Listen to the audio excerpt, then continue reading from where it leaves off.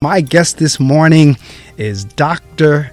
Ellen Albertson. Dr. Albertson, before you came on the air, I was having some fun with your bio. I said you have the alphabet behind your name. It's Ellen Albertson, PhD, RDN, CD, NBC, HWC. She has the 26 letters.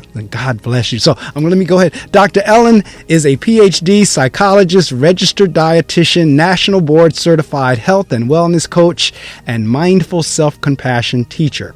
As the Midlife Whisperer, she empowers women to get unstuck and find the confidence, energy, and clarity to make their next chapter their best chapter. Her education includes a BA in economics from the University of Pennsylvania, MS in nutrition communications from Boston University, and PhD in psychology from Fielding Graduate University. An inspirational speaker and expert on women's well-being, Dr. Ellen has appeared on Extra, the Food Network, and NBC World News, and has been quoted in Psychology Today, Eating Well, and USA Today. She has written 4 books and articles for Self, Better Homes and Gardens, and Good Housekeeping, and was the online nutrition expert for Women's Health, Men's Health, and the Abs Diet. She co-authored Self-Compassion and Body Dissatisfaction in Women, a randomized controlled trial of a brief of meditation, intervention, mindfulness. She brings over 25 years of counseling, coaching, and healing experience to her holistic practice and transformational work. To learn more about Dr. Ellen Albertson, visit drellenalbertson.com. Dr. Albertson, welcome to the Reading Circle with Marc Medley. Wow, thanks, Mark. That was a great introduction. You can just call me Dr. Ellen. Dr. Ellen, that'll work. That will work, and feel free, like I said, just call me Mark, just like you're doing that. That works. All right, so I have Dr. Ellen and Mark, and the reason, what brought Dr. Ellen to my attention was I work with a lot of publicists, and they constantly are hitting me with press releases, and my email is always getting hit, and now I've started emailing them back. So I came across this one, and immediately the title caught my attention. Rock Your Midlife. That caught my attention right off the bat. So I got back in touch with the publisher or the public relations person who had sent me the email and said, I would love to have Dr. Ellen on my show. And so we made it happen. We set the date, and we are here. And I'm excited because it is a wonderful topic. And I know your bio said about women, but I think, I'm a male, and I'm interested in how to rock my midlife as well. So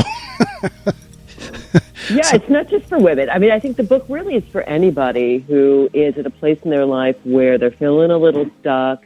And let's face it, with COVID, like, who isn't feeling a little stuck and feeling like my life needs a little bit of a makeover? I've done some soul searching. And so I really created these 7 steps, used them myself, I've used them with my clients to help anybody have some transformation. Because, I think we all want to change and grow, but we don't always know how to go about it. Absolutely. I could not agree with you more. And let's roll the tape back a little bit in terms of, I was teasing about having the alphabet behind your name, and that is, I mean, what drove or what drives you, or, how do you matriculate and go through all these various degree programs? Talk a little bit about that. Like what, was that the way you were, as a child in high school, and how did you decide to get in this field? Yeah, well, I have a bit of an octopus brain. I'm voracious about learning. Being a lifelong learner is one of my character traits. So I'm always interested in getting new information, synthesizing different types of information. So I always love to learn and grow. And academics are something that I've always been really good at. So, I'm always changing. I've had so many different careers, and I get to places in my life, like right now, I'm actually transitioning from coaching into speaking and actually starting a radio show myself. So I'm always changing, always wanting new information. And, there's so much information out there. But I think, in a way, that one of the things that's a little scary about what happened with all of these degrees is I always felt like when I get the next degree, then I'll love myself, then I'll feel good about myself, then I'll get the self-acceptance that I was craving. So part of it was always thinking, if I get, one more cert or degree, then I'll feel good about myself. And what I realized particularly when I found this field of self-compassion, started treating myself like a good friend, is that I feel good about myself every day now. I don't need another degree, another certification. But the driving force is both a love of learning, wanting to have more tools in my toolbox to help people, but then also this idea that, I want to, and I get this thing, and then I'll feel better about myself. So it's kind of a double-edged sword. There's some really great things about it, and I've learned so much, and I have so many different modalities that I've put together to help people. But then there was also this piece of really feeling like if I had one more degree, then I would feel complete or good. But so kind of double-edged. But I love gathering new tools so I can help as many people as possible. That's interesting in terms of the explanation you gave in terms of feeling as if, okay, if I get this, I'll feel better about myself. I've been dealing with an issue over the last years now in terms of someone who really is fighting demons within themselves, really, and is wrecked and caused a bunch of really bad issues because the person did not love themselves. How important is it, since you brought that up, for a person to love themselves before they can even attempt to love anybody else? Yeah, self-love changes everything, honestly. For me, and anyone can enter the book and go with any of the 7 steps. The self-love, self-compassion is really the second step, going from self-loathing to self-love. It's so important because, like you said, Mark, if you don't love yourself, you can't love other people. And if you're not loving yourself, you're not attracting people in your life who love you. Self-love is kind of the root of, happiness, joy, giving love out in the world. And it's so strange that, we love other people, but we treat ourselves the way we would never treat another person, right? So we're so hard on ourselves, we're so critical on ourselves. And the cool thing is, though, that through this work of self-compassion, which is learning essentially to treat yourself like a good friend, you can learn to love yourself. It's a muscle that you can grow through the way that you talk to yourself, through your self-care practices, through your self-regard, self-acceptance for yourself. You can change that. But it is really important. What happens is when you love yourself, you stop doing things and attracting things that insult your soul. You don't hang out with people who don't treat you well. You leave a job that isn't in alignment with who you are at the deepest level. So self-love, I think, is really one of the most important things that people can do to rock their midlife, to rock wherever they are, really change from the inside out. I'm going to the book. Chapter 1, The Wrong Side of 40. And there's a quote by Paulo Coelho. Actually, I've read a couple of his books as well. Maybe the journey isn't so much about becoming anything. Maybe it's about unbecoming everything that isn't really you, so you can be who you were meant to be in the first place. That's Paulo Coelho. 40 hit me hard. I had absolutely no idea what the bleepity bleep to do with my life. My 30s were a roller coaster ride, a delirious eclair, filled with fame and fortune and frosted with foie gras. My then husband and I were literally the cooking couple, the king and queen of food and romance for the PG audience, and scientifically proven aphrodisiacs and sex for the R-rated crowd. All right now.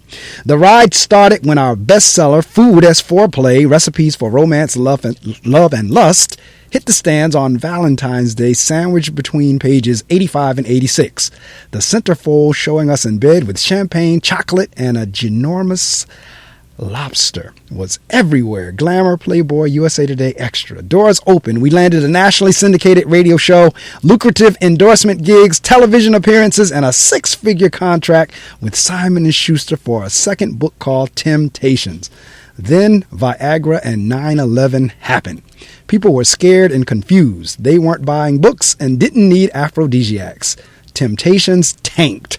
Plus, Kim Cattrall, also known as Samantha Jones from Sex and the City, came out with a competing book, Satisfaction, The Art of the Female Orgasm, that Valentine's Day, and sucked up all the prime television slots with her take on how to slide frictionless between the sheets. Frankly, my soon-to-be ex and I were sick of the act and working together. talking about the merits of chocolate, donuts, and licorice, a turn-on for men according to the Chicago Taste and Smell Treatment and Research Center, and basil, used in voodoo love ceremonies in Haiti, was getting stale. We joked about writing books in our golden years about gumming down oysters chased with a ginseng ginkgo shot. So we quit being the cooking couple, which was a source of tremendous tension in our relationship. While we had a great chemistry on air, beneath the laughter and chocolate-smeared lingerie simmered negativity, resentment, and anger that wasn't resolved until I finally couldn't take it anymore and left. Life moved on. There were 2 kids to care for and next chapter to figure out. I prayed for direction. A few days after officially ending the cooking couple, I received a postcard from the National Center for Strength and Conditioning inviting me to become a certified personal trainer, a fitness trainer.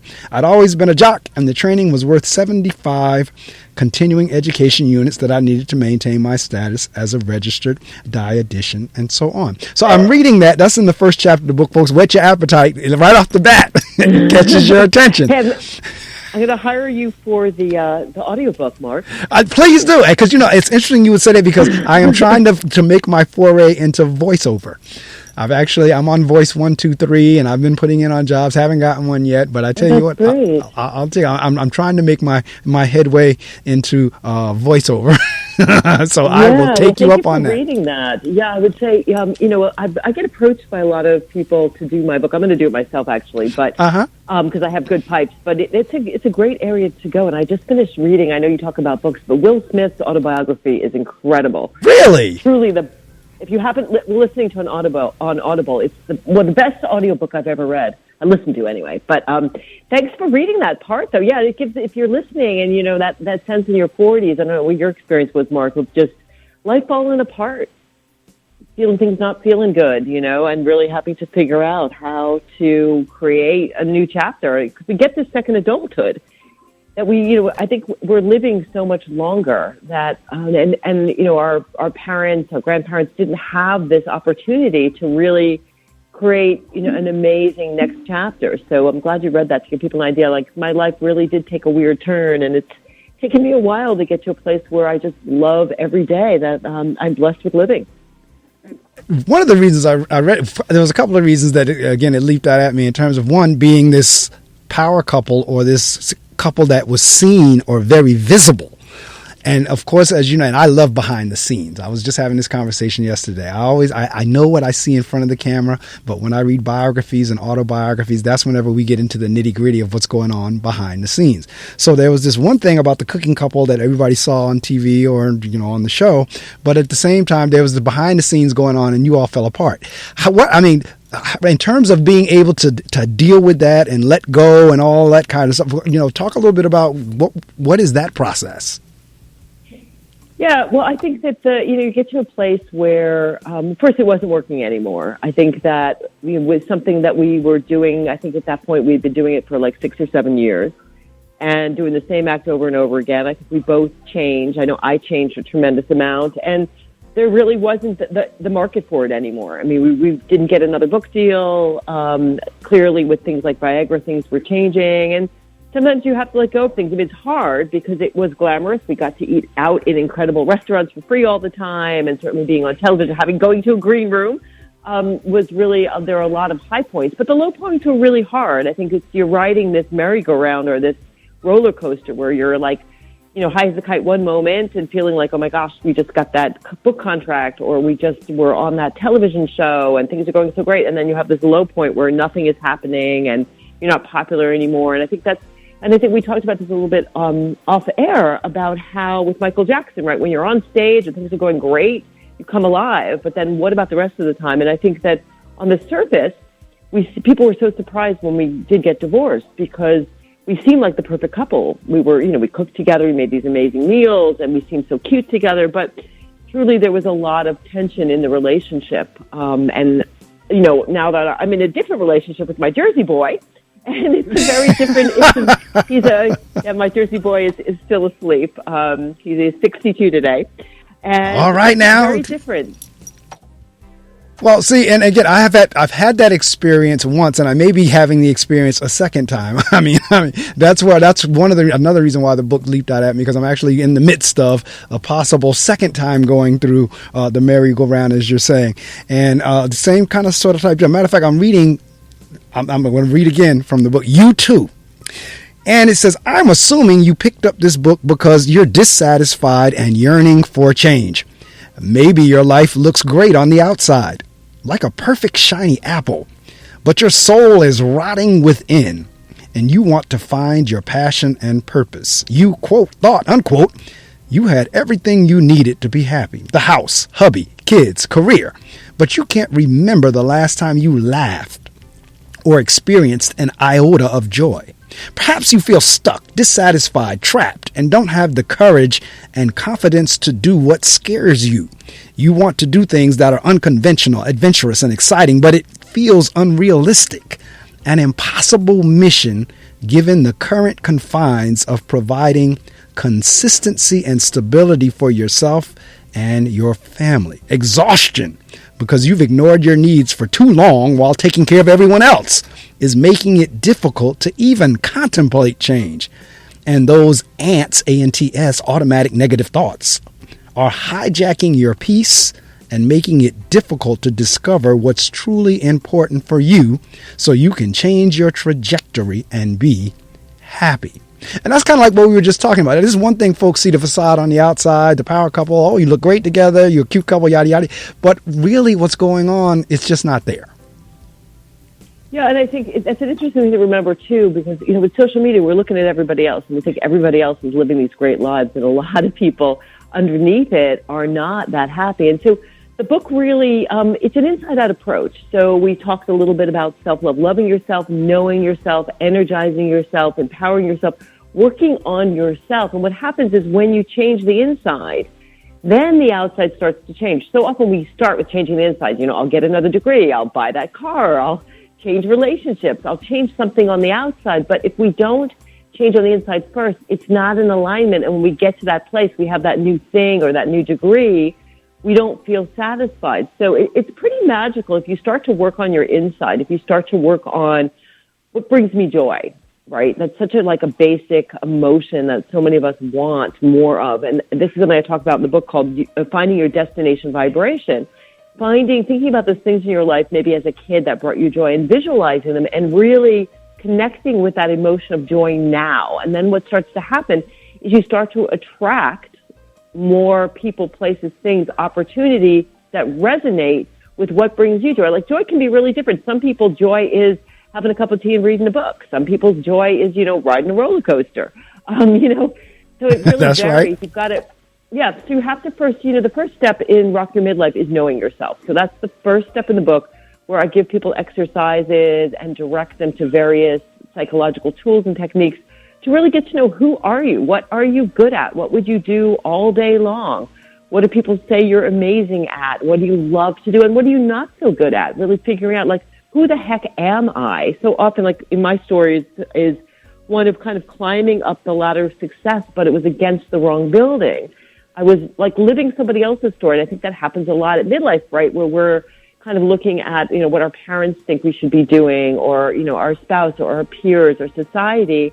And we get to this place of success. And we're like, why am I doing this? I was on a radio show a couple of days ago with somebody who does a great radio show called the Fraternity Foodie. So he helps colleges deal with fraternity issues like hazing. And he's got, a speaking career and his podcast, and he's got a whole team of speakers. But he was an accountant, and it was fine, but it wasn't lighting him up. So you have to really figure out, and it's scary because, we want to, like I say in the book, we're comfortably uncomfortable, but we're safe. We worry about that paycheck. I got to talk about a woman who, again, an accountant, nothing wrong with accountants. I mean, I know a lot of people, and that's their jam, and they love it, and they love their clients, but it wasn't her thing. When I looked at her, I did something called her genius, which is a technique I use to understand, what are people here for. And, she was really more of a healer. That was really based on who she was at the deepest level. And she knew that, but she was scared to leave that. We often are really scared because your brain doesn't care about you being happy. It's only interested in you surviving. And staying put, doing what you've been doing all your life is safe, right? But it's not going to make you happy. And if you're getting that itch, it's probably because your soul's saying, you're running out of time and you're here to do something important. And let's face it, with COVID, there's so much work to be done to rebuild our society. Absolutely. And you do have great pipes, by the way. I have to agree with you. Oh, It sounds thank you. it's coming through really nice and clear and very good radio voice. And Thank you. in terms of, I can relate to what you're saying because not only have I done relationship transition, I did a career transition as well. You heard me say I'm the principal of a school, but for my first 15 years of quote unquote real work, because I had jobs prior to that, but my job out of college, I actually worked in corporate. I was there for 15 years, and that urge that you were talking about, that feeling you were talking about, after 15 years of it, I just couldn't do it anymore. And I wound up leaving, and my education was always my first passion to begin with. But I got veered off track, because my father totally meant well. I'm not saying this from a disparaging standpoint, but his thing was, when I told him I wanted to either major in music or English, he said, well, you're going to have to be able to perform it to the level of like a Michael Jackson, or either, if you do the English thing, you're going to teach. And if you don't perform like a Michael Jackson, you're not going to make money. And if you don't, if you're going to be a teacher, you're not going to make any money. So that was his thing, was, why don't you do something that's going to make you money? And I wound up majoring in business administration for my undergrad degree. And I was hired by AT&T, and I was in their marketing department for 15 years. But it just, when you talk like the perks we were talking about, traveling, meeting famous people. Matter of fact, interesting you brought up Will Smith. I actually, his wife now, Jada Pinkett, I met her at the Cannes Film Festival one year. And it was all there, but it just wasn't doing anything for me on the inside. And I cut over and went into teaching and moved really quickly through the process to ultimately, within 5 years, I was a principal. Really, I totally understand exactly what you're talking about. Relationship wise, have been hit a couple times, as well. And so I'm looking at chapter 2, where it says getting unstuck and birthing something new. As a matter of fact, before I even get to that, there's this phenomenon called the midlife crisis. Talk to me a little bit about, how does your work in the midlife crisis, if there is such a thing, how does that come together? Yeah, I think the midlife crisis was a term that was developed, I believe, in the 60s. And, it was kind of to explain men having the affair, buying the car, doing all of those things. And I think it's, like what I referred to earlier, where we're feeling that itch. We're feeling like, oh my gosh, there's less time in front of me than behind me. I'm running out of time. I don't like the sense that I'm feeling old. I'm not as relevant. Maybe I haven't done the things that I set out to do when I was in my 20s and 30s. And it is also this sort of this deadness that we feel, this stuckness, right? So often the crisis comes because we do something like, buying that car, having that affair, you're making some radical change, but it's not that internal thing. And I think the crisis thing has really been overblown. And as Brene Brown, who I'm so fond of, says, it's not a crisis, it's an unraveling. There is an unraveling that happens. For men and women at midlife often. I think the only people who I don't see that have the unraveling are people who early on follow their path. Like my sister didn't have any kind of big change because she knew she wanted to be an artist. She went to art school, and she's actually been very successful as an artist, as a filmmaker, and someone who makes things out of found work. But people who, like yourself and like myself, I went to University of Pennsylvania. I had a corporate job. I really pushed down exploring who am I, what do I want to do. So I think we get to midlife, and it's like, hey, you're running out of time. It's kind of like I describe it as, a chick in the shell where you're running out of space, you're running out of oxygen. You got to break free and break out of this and figure out who you are. And sometimes we do make mistakes, and that's where I think that crisis comes through. We're looking for that aliveness, and something like buying a car, or having an affair, or quitting our job, and doing something radically different happens. But I recommend people, really follow a gentler approach where they get to know themselves and start to make these changes gradually. Like if you're struggling with your relationships, step 6 is rehab your relationships. Because what happens when you start to transform, when you're like, hey, I am the butterfly. Look at me. I've got wings. I'm sipping nectar. I can fly. Your family and friends are like, no, you're the caterpillar, because they don't always see that because they want you to relate to where they're at, and how they've always known you.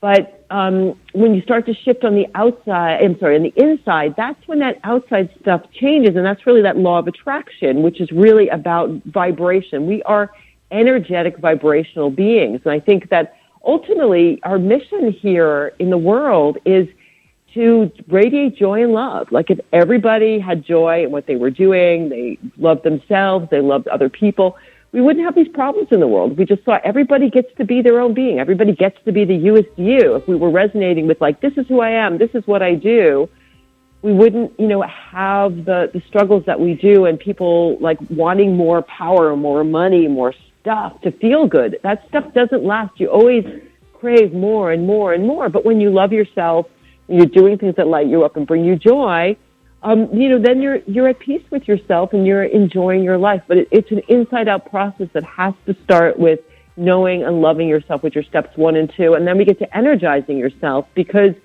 if you don't have energy, if you're not feeling, physically well, you can't have a great second adulthood. You're going to spend your second adulthood going to the doctor, not having the energy to do things, not feeling good.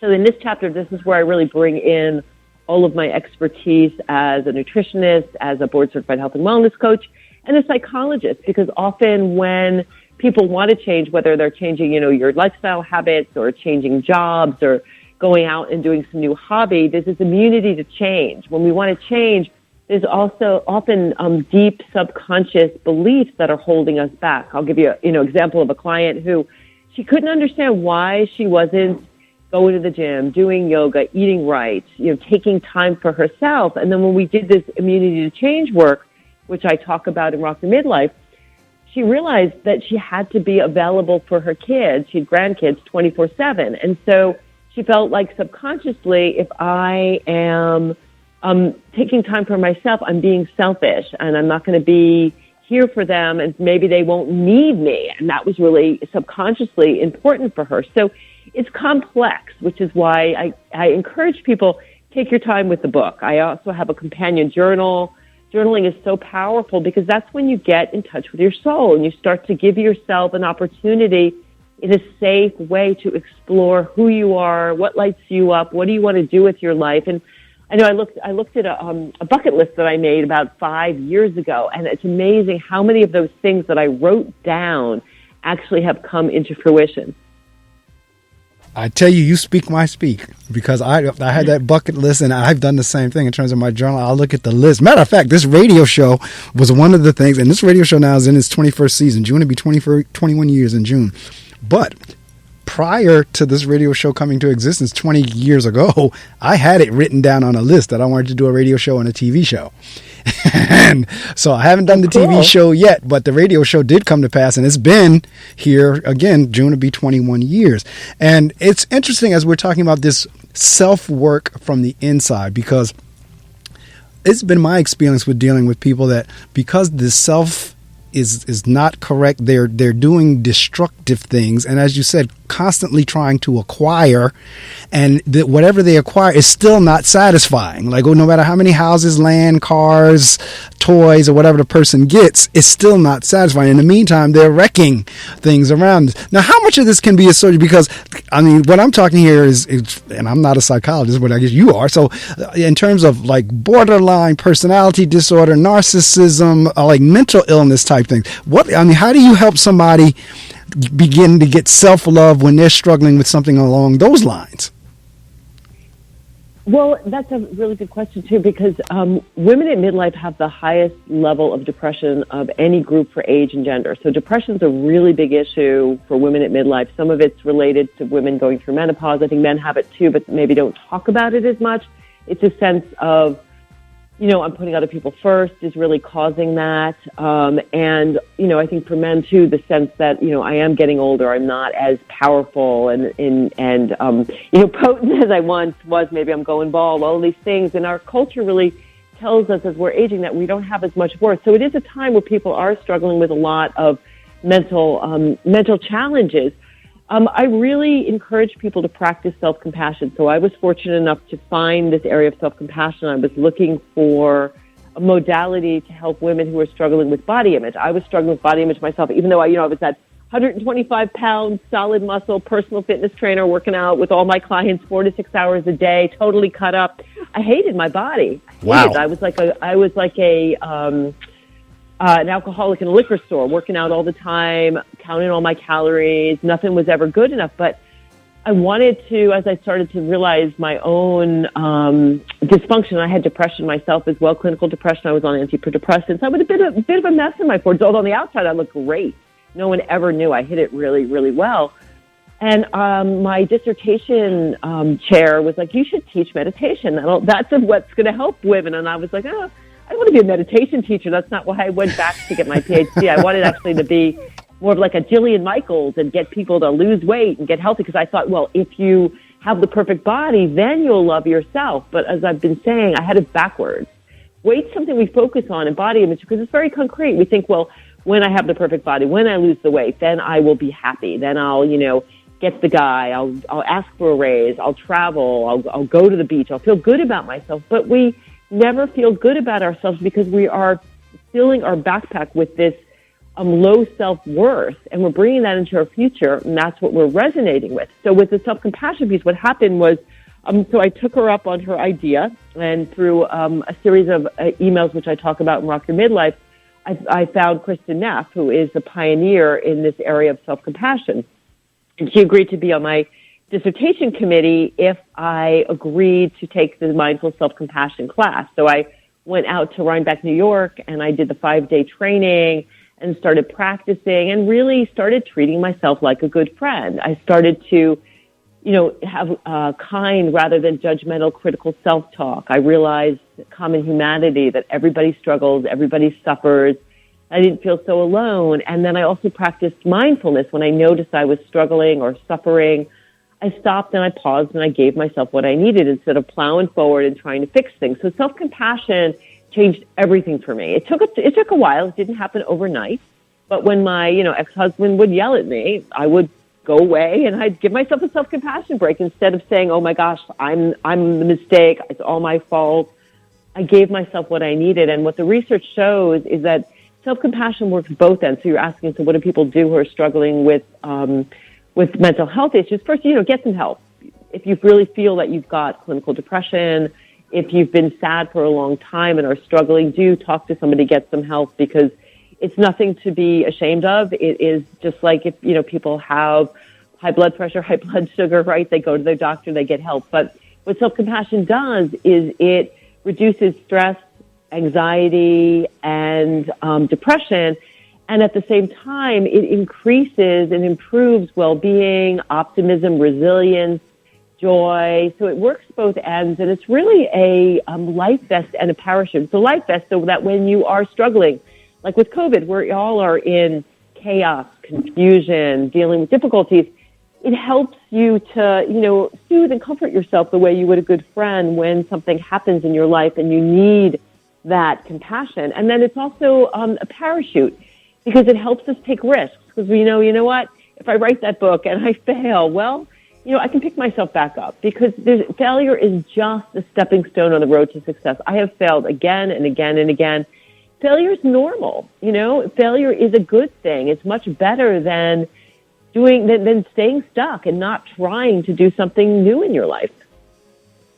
Listening audience, I hope you've been with me since 6, but I truly hope you've been with me since 7. My guest this morning is Dr. Ellen Albertson, or as we're saying this morning, Dr. Ellen. And the book we're talking about is Rock Your Midlife, 7 Steps to Transform Yourself and Make Your Next Chapter Your Best Chapter. I was telling you when I made that career change, I was 37 at the time, and that's going back now 21, 22 years ago. I was 37 at the time whenever that whole career shift took place. So I know exactly the feelings that you're talking about in terms of, do you ever have, because as you're saying, self-compassion, do you ever have an incident or have experienced folks that have a false sense of self-compassion? In other words, they think their behaviors or what they're doing is going to bring this, and maybe that's what they're doing with all this acquiring of things. They feel like you were saying with the degrees and the various purchases and this, that, and the other. But do you get someone that thinks they're doing self-compassion when they're really not? No, I haven't come across people who have that. I mean, self-compassion has a real specificity to it. And it's, it's interesting when you look at what the barriers to it are. And a lot of people, so I think what you're talking about is more self-indulgence, right? So it's kind of like with self-compassion, you think about a mother and, their kid says, well, I don't want to go to school today. I want to stay home and I want to watch cartoons and I want to eat potato chips. Now, a self-compassionate mother isn't going to say, okay, Johnny, that's fine. You stay home and I'll go get your Lay's for you and you stay home. She says, no, you have to go to school, right? You have to go to school. You have to eat a healthy diet. Sure, it's okay to have potato chips and watch some cartoons, but so I think what you're referring to is really self-indulgence. I've never met anybody who thinks that's self-compassion. Self-compassion is, I think the best way to think about it is imagine that you have a friend, and she or he has had something difficult happen to them. So maybe they've been in a fender bender, had a fight with their spouse, having trouble at work, maybe financial issues, and they're feeling some, embarrassment, they're struggling. Think about how you treat a friend. What do you do? What's the tone of your voice? What's your posture like? If you're like most people, you come over, you say, I'm going to come over, I'm going to make you dinner, I'm going to give you a hug, let's go for a walk. You're there to listen and hold space for what they're going through. Now think about for a moment that's happened to you. Like you've just, been in a fender bender, you've had a fight with your spouse, trouble at work, maybe a health crisis, feeling embarrassed, feeling confused. How do you treat yourself? So if you're out there and you're listening, think for a moment, what's the difference between how you treat a friend and how you treat yourself? And the self-compassion piece is really flipping that. So starting to treat yourself the way that you treat your friends, starting to talk to yourself the way that you talk to a good friend, starting to not get right into fix-it mode. Usually when something happens to us, we, say, oh my God, I'm so stupid. Why did I let that happen? Or we go into fix-it mode and try to deal with it instead of saying, oh my God, I just got in a car accident. I need to just take a breath. I need to say, oh my gosh, I'm so glad that I didn't get hurt, that I'm alive, or I'm struggling with this relationship. I'm here for me. So that's like flipping it around. And I think what you were describing, Mark, is more of the self-indulgence, which people do a lot. I mean, during COVID, I worked with so many people with nutrition, and everybody was having, the threesomes with Ben and Jerry's, the Chardonnay and cheddar, because when we're feeling stressed and upset, what happens is we generate the hormone called cortisol. And that's the hormone of stress, fight and flight. It doesn't feel good. It doesn't feel, COVID doesn't feel good. We're in, chaos. As I said earlier, the brain doesn't like change. It wants things to stay the same. But what we do is we go automatically to the dopamine, which is the chemical of reward. It is generated by, sex, drugs, rock and roll, food, alcohol, shopping, gambling. And so what happens is the dopamine levels feel good. Those things feel good, but it's temporary. So after we've finished that carton of ice cream or, we bought those shoes maybe we didn't have the budget for, we end up still having the problem that drove the difficult emotions. And on top of it, we might feel guilty or we might have engaged in some behavior that really isn't good for us. So what I have people do is instead of going to the dopamine squirts, go for the oxytocin, which is the mammalian chemical of care and connection. It's the chemical that is generated when new mothers are nursing. If you've got pets, when we even look at our pets or play with our pets, oxytocin goes up. When we hug someone or we even, again, touch ourselves, hug ourselves, we generate this chemical of oxytocin. When we cry, we generate oxytocin. And oxytocin helps to soothe us, helps to lower the cortisol levels. And at the same time, we're engaging in productive behaviors as opposed to the behaviors that were raising the dopamine levels. So it's a really powerful, powerful thing. And I'm actually going to be teaching it. You can reach out to me at themidlifewhisperer.com. I will be teaching the 8-week self-compassion course in February. So if you're interested in learning self-compassion, it can be learned. It's just like learning to swim. You start in the shallow end, you start with little exercises to soothe and comfort yourself, and you work up to more advanced practices, and it's really powerful. It will change your life. And that's a good segue into Chapter 5. Energize yourself from pooped to supercharged. It says, and I'm reading an excerpt, completely drained by difficult relationships and a negative, stressful environment, I had to dip deep into my depleted adrenal reserves to do my job as a personal fitness trainer. Now, interestingly enough, as I read that excerpt, we still have our jobs and everything to do when all this stuff is going on in the operating system, I call it, in the background, to use a computer term in terms of the operating system. All this is going on in your operating system while you still have a job to do. Let's talk a little bit about that in terms of, what Chapter 5 is about, to be able to energize yourself in spite of. Right. So energizing yourself is really, again, using my techniques as a registered dietitian and also as a health and wellness coach. So it really comes down to, it's also energy work. So, I think to start to think about that you are an energetic being. You are literally made of sunlight. So we either eat plants that obviously come from sunlight, or we eat animals that eat the plants. So you are made of sunlight. This isn't just some woo stuff. It's quantum physics. Everything is energy. So if you were to sort of take an electron microscope and look at your cells, you would see that it's not actually solid, that you have, trillions and trillions of cells, 32 trillion cells that are working together to keep you alive. But if you look deep into them, you would see that everything is in motion. We are energy in motion, and we're energetic beings. So we can work with our energy both in terms of the fuel that we're giving ourselves, how we are recharging our batteries, and then also just, keeping our energetic vibration up by keeping, not saying you never have negative, difficult emotions or thoughts, but really working on having more positivity in our lives. So let's just drilling down to the nutritional piece. People are always like, oh my God, what's the best diet? And there's so much confusion out there, but it's super simple, Mark. It is eat more plants. Don't eat anything your grandmother wouldn't have eaten, and eat until you are satisfied, not stuffed. So eat until you're about 80% full. And this came from Michael Pollan, who's written a lot of books about health and nutrition. He's not a nutritionist per se, but super easy stuff. Plants are really, and again, there's so much research around a whole foods plant-based diet. So thinking about having your animal protein, if there's nothing wrong with eating animal protein, but using it more like a condiment. So like last night, we had a pizza, right? But it was mostly vegetables, a little bit of cheese. Tonight we might have a stir fry, maybe a little bit of shrimp in there. It's sort of, again, the condiment, but eating more plants. In terms of movement, bodies need to move. One of the things about staying healthy and young, exercise is really the fountain of youth. There's so much research around exercise helping with everything from depression, sleep, reversing aging. When they look at cells of people who are, lifelong exercises, what's called their telomeres, which are the caps on top of their DNA, they are much healthier than people who don't exercise. As we're aging, we lose muscle mass. So one of the ways we can keep that muscle mass from degrading is by lifting weights. So strength training a couple times a week, getting your cardio, doing stretching. And then it's also really important to rest, making sure that you're getting 7 to 8 hours of quality sleep.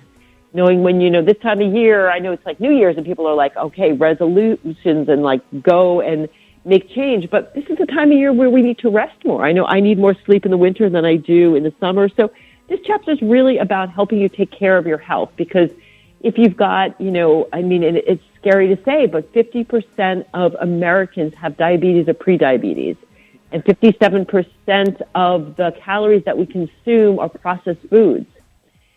So a lot of, when I work with clients, a lot of times we have to really work with helping people to get away from this food addiction where they're going to processed foods for the sugar, salt, fat additives and cutting those things out of their lives and taking better care of themselves. And it's not a punishment. When I started my work as a dietitian, everybody was thinking, I've been bad, right? I've gained weight. I've got prediabetes. A doctor sent me to see you, and now I need to cut all this stuff out, and I need to kill myself in the gym. No, it's not about killing yourself at the gym, and it's not about punishing yourself.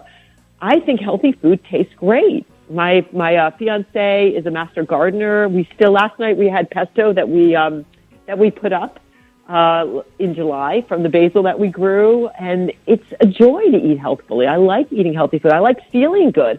We're going cross-country skiing in the negative 10-degree weather. It's fun. But we need to change that. I think our healthcare system, it's a sick care system, and it relies way too much on pharmaceuticals. And, the truth is that you can heal your body. My fiancé, 15 years ago when he got the diagnosis of high blood pressure and high cholesterol, and they were going to put him on medications, he started doing some research, and he decided to change his lifestyle. And now I'm happy to say he's on no medications and he's incredibly healthy. And we eat probably 8-10 servings of plant foods every day. We have a smoothie for breakfast. We have usually a salad for lunch, and then some kind of, like, sometimes, we'll have cut up vegetables with hummus and popcorn for dinner. And we move our bodies every day, and we practice yoga together, and it's a joy. So again, it's this mentality of not that you're beating if you look at it as punishment, if you look at, oh my gosh, I have to have carrot sticks instead of Cheetos, you're not going to get anywhere with your changing your lifestyle. And also starting small is really important, and setting smart goals. And losing weight is not a smart goal. Get away from this idea of weight loss. Weight loss is an outcome, but you can't control it. I have worked with probably thousands of people at this point, and if you change your lifestyle, I guarantee that your body will transform. But that isn't the outcome. It is, an objective, but it's not what you focus on. You focus on changing what you put in your body, how you talk to your body, how you treat your body, how you move your body. Absolutely. And we're working our way through the book, because a lot of what you talked about actually is Chapter 6, Reprogram Your Brain from Muddy Waters to a Crystal Spring. And there's a quote here. It says, "We speak about losing our minds as if it is a bad thing. I say, lose your mind. Do it purposefully. Find out who you really are beyond your thoughts and beliefs. Lose your mind. Find your soul." And that's Veronica Tugaleva, author, poet, spoken word artist, and life coach. So you go on to say, one of the most daunting midlife challenges I faced was mental meltdown. Menopausal brain fog scrambled my gray matter. I was forgetful, overwhelmed, unfocused, stressed, and anxious, all of which left me wondering, am I losing my mind? Or worse, is this Alzheimer's? So let's talk a little bit, because we kind of touched on that a little bit earlier, but you have all these things going on in midlife also. And I'm making an assumption, and then I'll be reading the entire book. At some, I usually don't get to read the entire books till after the interview. I get to skim it before the interview, and then I get to read it thoroughly after the interview.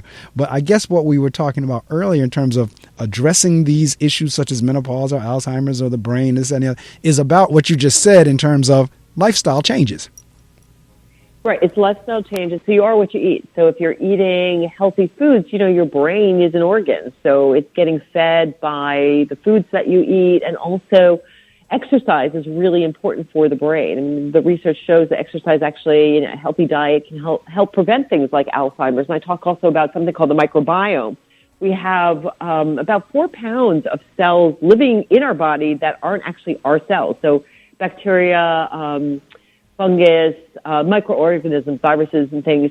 And when we feed them healthy food, we get a healthy microbiome, which actually has an impact on our mood, on our immune system, and also, on our weight.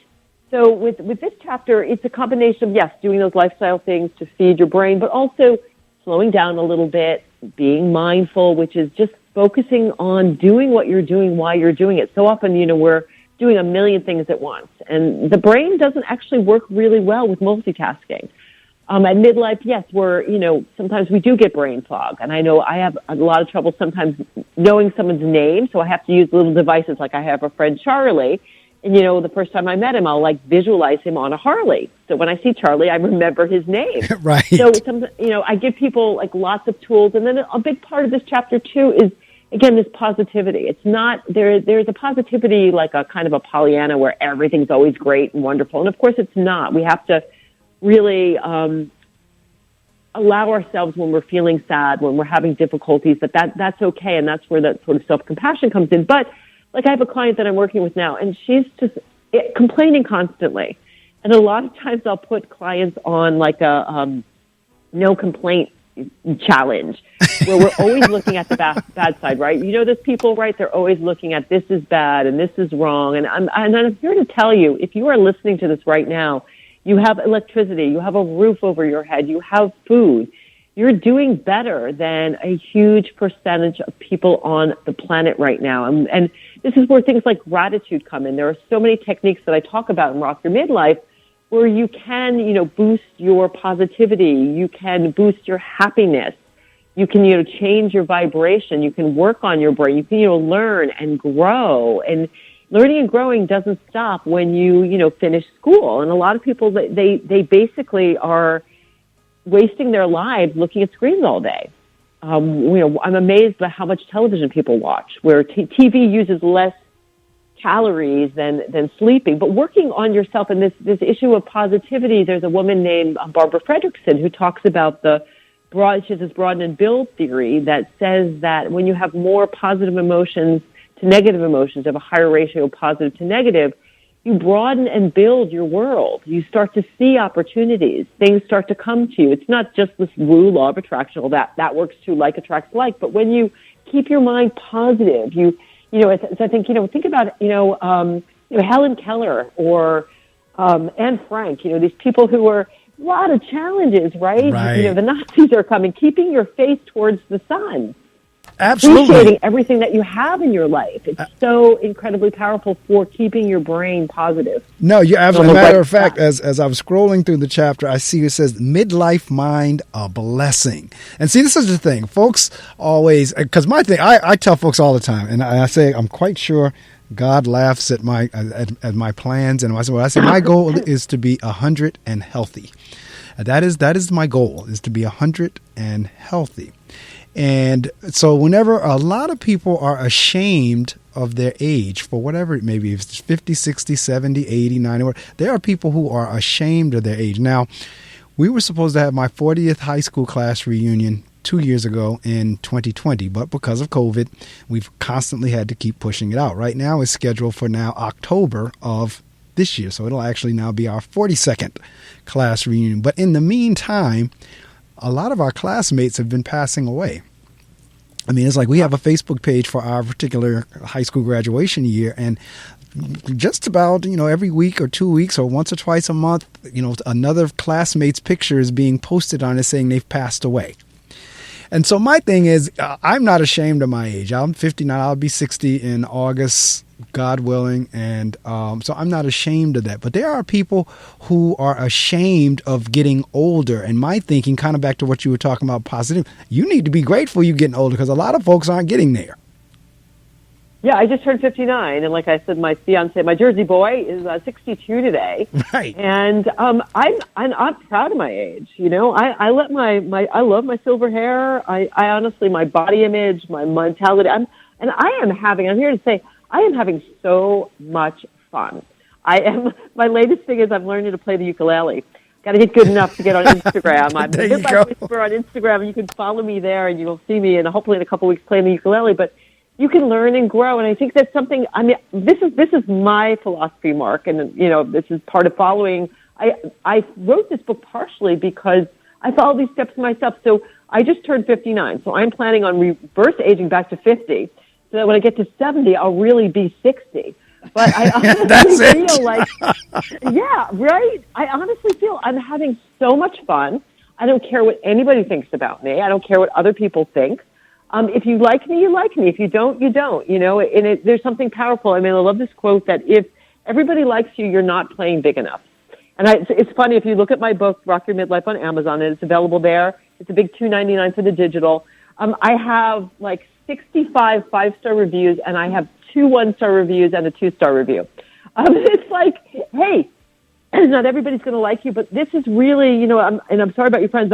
I talk about one of my friends, was 3 weeks older than me, and she passed from cancer. And that was a huge wake-up call, and that's what really got me to think, gosh, I'm on the wrong trajectory. This marriage is not serving me anymore. I don't want to be in this relationship anymore. I don't like, where my head is at. I was already on my path with my career and helping people, but I felt like a hypocrite. My clients were getting great results and loving their lives, and I was miserable. And so if, you're listening to this, you don't need to change everything overnight. You don't need to have that midlife crisis, but start working on the inside. And like, Mark was saying, if you keep yourself healthy, you can really make your next couple of decades amazing. Like I'm totally with you. I want to make it. I thought 100, and I don't know. I'm thinking. I was listening to Mark Hyman, who I love, who talks about health and wellness. I want to make it to 120. Like, let's all right 120. Now. I had an aunt that made it to 115. She's wow. She's like a grand or a great aunt. She was my mother's aunt. So that would make it like either my great or granddaughter. I'm not sure which, but yeah, she made it. Her name was Aunt Fanny. I've always known her as Aunt Fanny. And Aunt Fanny. And I bet she ate great food and walked every day. Yeah, she did. Clearly, I mean, it's like Aunt Fanny was old when I was a kid, and so, but she made it to 115. 114, 115, somewhere up in there. She was one of the oldest. It was a big thing in the newspaper in North Carolina and everything. She made the news. That was years ago. But 115 she made it to. So it's doable. It has been done. And I tell you exactly how to do it in the book. It's not complicated, but, I'm always amazed when people come down with diabetes, heart disease, high blood pressure, and they think, why is this happening to me? No, you're right. To you because of your lifestyle. I mean, some people do have more of a genetic predisposition, but anybody, wherever you are at, you can reverse it. Your body is made of 32 trillion cells, and all they want to do is keep you alive. And if you start changing your diet today, you start just, have an apple for your snack at 3 instead of a Snickers bar. Correct. Go for a 20-minute walk. Drink more water. And standing, I'm standing right now. I was sitting. But standing is like the new smoking. And the research really shows that standing actually has an impact on your blood sugar levels, being more active, moving around through the day. It's all so important. It's all very doable. And I feel like as a nation, we should really be talking more about wellness in terms of COVID, because people who are healthier have a much better immune system. So kind of excited that Dr. Oz is running for Senate, because I think he might have an impact on talking about wellness instead of sick care in this country, because we really should be giving people lots of subsidies, opportunities, ways that they can work on their well-being. No, absolutely. And I'm exactly where you are in terms of the pharmaceutical industry and all that. A few years ago, I had an author on, Melody, and I have to think of Melody's last name. She's out of L.A., and she wrote a book called Our Daily Meds. And I don't know if you read it or not. It's older now, because it's been a long time since I had Melody on the show. But the whole premise of the book is about the pharmaceutical industry, how, it's an industry that most people on the top of their minds, they think is here to save lives, when the truth of the matter, no, it's not. The pharmaceutical industry really is only about profit. They care less whether you live or die. So in terms of wellness and holistic and all of that, I'm right in that same camp as well. A few years ago, and I'm a witness to what Dr. Ellen just said in terms of being able to reverse. I have a predisposition to diabetes because it has been in the family for like ever, on my mother's side in particular. And a few years ago, I was diagnosed with the pre-diabetes as well. And the doctor told me the same thing you told me, like, look, if we can reverse this if you change your lifestyle. And I did exactly that, the exercise and the changing of the diet. And sure enough, haven't crossed the line. And it's been some years now. And I was just at the dentist a couple of days ago, and I went there for my annual cleaning, or my every 6 month cleaning. And, the dentist and everything, are you on any medication? No. Like, I see you haven't crossed into diabetes. No. So she was like, you're 59. You're not on any medication? Nope, not on any medications. So I am a living witness that what Dr. Ellen is saying is true in terms of the exercise and diet, and being able to reverse a lot of these things, and to be able to stay off medicine. Yeah, congratulations. That is awesome. And I think if you're listening, but the thing to do is do it because you love yourself. Correct. So what happens so often is, and there's so much shaming going on. People feel ashamed, like, oh my God, I've let myself go. And they don't even want to touch changing their diet, getting healthy, because they failed so many times, and there's so much shame associated with it. Let go of the scale. Don't focus on the weight. That'll get where it needs to be. But focus on taking small steps. Set some SMART goals, which I talk about in the book. I give you journaling exercises to figure that out. But SMART stands for specific, measurable, achievable, realistic, and time-sensitive. So I'm going to lose 10 pounds is not a SMART goal. I'm going to walk for 20 minutes at lunchtime with my coworker. That's a SMART goal. I'm going to have a salad every day with a lean protein for lunch instead of a cheeseburger and fries. That's a SMART goal.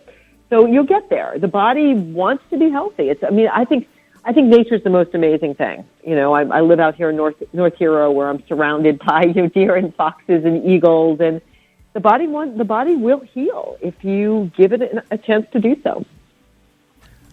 And with that, we are down to the end of our interview, and the hour has gone so quickly. And It has. It really, I mean, Thank it you. really flies. It really does. And especially whenever somebody, like I was telling you whenever we were talking on the telephone, I didn't have to do a lot of hard work this morning. And so the book we've been talking about, matter of fact, my guest is Dr. Ellen Albertson. And the book we were talking about was her latest work, Rock Your Midlife, 7 Steps to Transform Yourself and Make Your Next Chapter Your Best Chapter. I'll tell you one more thing, though, before we do go, in terms of, you said something a couple minutes ago about like really not caring about what people think.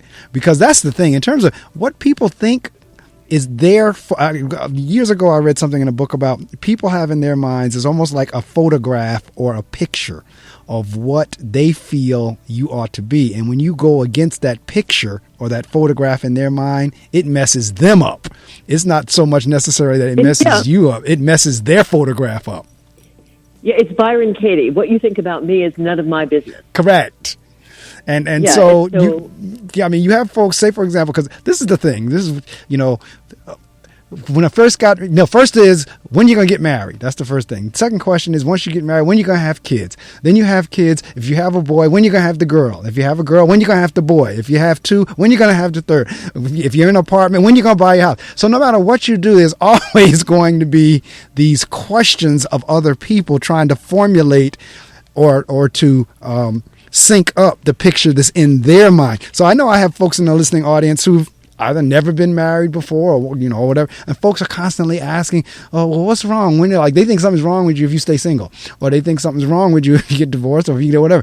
But the truth of the matter, it gets down to what you just said. You have to get to that point, and I'm still working on that, of, I don't care what folks think about me. And now one thing I will truly say, the older that I've gotten, the less filter that I have.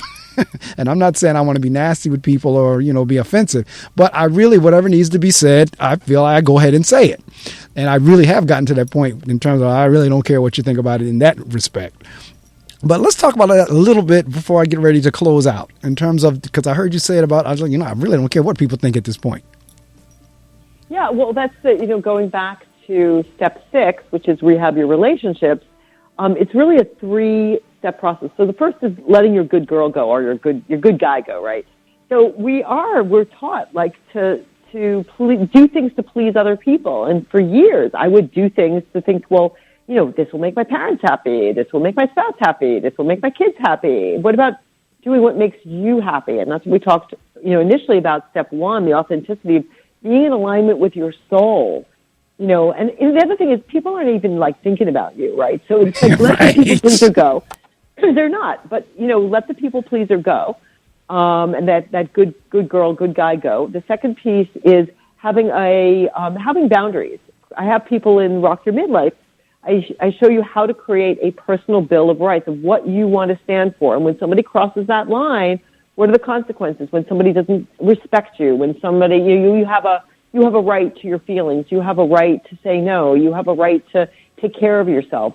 So have some boundaries when people cross that line. And because what happens is when you shift and change, the people in your life, I know when I got divorced, I lost a ton of friends in the divorce. They, sided with my ex because he stayed in the neighborhood. He kept the neighborhood friends. And I've developed new friends who are much more in alignment with who I am today. And then the last piece is something called nonviolent communication, of learning how to get your needs met by talking to people. But yeah, don't care what other people think about. Don't live your life. I mean, I think another exercise I give people, when you imagine yourself, you're, at the end of your life and you're looking back at today, what do you, not your parents, your spouse, what do you want your life to have stood for? And that's the last step we didn't talk about is enlightenment, which is passion and purpose. What lights you up? What are you here to do? Again, we're all here to really resonate with joy and love. If everybody was just like, you know what? I'm going to resonate with joy and love today. I'm going to love myself. I'm going to love other people. I'm going to be kind. I'm going to do things that bring me joy. The world would be a very different place. You know what? I might put that, what you just said, and I'll quote you under it in terms of on my Facebook page. I'm going to resonate with love and joy today. Yeah. I might put that up on my Facebook page and quote you, put it as quotes and put your name under it. I am going to. I will go like you. What's that? I will. Well, in honor to Thich Nhat Hanh died today. Oh, the author. Really? Yeah, yes, so, I know exactly who that is. Yeah. He was 95, and he was an amazing. I mean, I would just say he still is. His energy Right. is incredible. His books helped me so much. His book when I was dealing with my difficult marriage, anger, was really helpful. Now wait a minute. So sometimes. are you telling me to quote him? Is that what you're saying? No, don't you quote me, but I'm just saying he was just all about, like, his books being peace. He's just was all about peace. He was just an amazing human. Yes, Really, that's why I didn't realize he passed. I didn't realize he transitioned until you just said that. Wait, so let me get this. He transitioned on the 22nd. So I guess. Yeah. Okay, so I am say that again. I am going to resonate. I'm going to resonate with love and joy today. I am going to resonate with love and joy today, and I'm going to put this on my Facebook page. And I will friend you. Resonate. Yes, please. Today I'm going to resonate with love and joy. Got it. Today I am going to resonate with love, because I'm big on affirmations. I'm really big on affirmations. Yeah, affirmations are powerful. Writing things down. If people are listening. Make your list of what you want to accomplish in your life. Write it down. It's magical. We are magical beings. We really are. And I think we lose our magic as kids. And I'm hoping this book helps people rediscover their magic and have more love and joy in their lives. Absolutely. Well, what I do at the end of the interview is I shut my mic off and allow my guests to promote. You could say anything with the exception of the cost or a dollar amount, but in terms of shout outs and because I know you say it's your fiance's birthday, but in terms of shout outs and websites and contact information and book signings, where you're going to be, how folks can get in touch with you, all of that stuff, I'm going to turn the mic off and you get a chance to promote for the next 3 to 5 minutes or so, however long it takes. 3 to 5 minutes, Mark. I don't think I have that much to say. I mean, it doesn't have to be that long. I'm just saying, whenever you're done, I'll come back on. Okay. So the easiest way to find me is I am the Midlife Whisperer. Literally, I'm the only Midlife Whisperer on the planet. If you Google the Midlife Whisperer, if you go on Instagram and put in the Midlife Whisperer, you'll find me. And so if you are struggling, you are interested in working with me, feel free to reach out. You can reach out. There's way to contact me through my website, or again, Instagram. On Facebook, I'm Dr. Ellen Albertson. I'm also on LinkedIn, I think, as Dr. Ellen Albertson. So pretty easy to find. The website has all of those links. The book is called Rock Your Midlife, 7 Steps to Transform Yourself and Make Your Next Chapter Your Best Chapter. It is available on Amazon, hopefully bookstores soon. I'm kind of like getting myself together to do that piece. But it is in Instagram, and I guarantee it will change your life. So I hope that if you're listening, you will get in touch with me. Let me know what you think about the book. Drop me a review. I would appreciate it. And it's just been a joy talking with you, Mark. I didn't know we were the same age. I thought you sound younger. You have a beautiful voice and a vibrancy. I hope that I'm curious about what your next chapter is. You were Actually, trying to figure that out. I am curious about the next chapter. That's why, again, whenever your PR person email me that's why it leaped off the screen at me, because this is perfect. I'm definitely going to get her. But thank you so much. I will take the compliments, and yes, as I said, there's no shame in my game in terms of age. 59, August 17th, God willing, I'll be 60. And so same here, the same compliment back at you in terms of what you just said. I could say the exact same words if I were giving you that compliment right back at you. It has been an absolute pleasure speaking with you. As I said, over the years, I've met so many wonderful people, and I'll be getting this up hopefully today. If I think I can do it on my second computer, because my main computer, the drive crashed yesterday, so it's in the shop trying to be repaired. But I think on my backup computer, I think I have the tools to get it up as well on YouTube.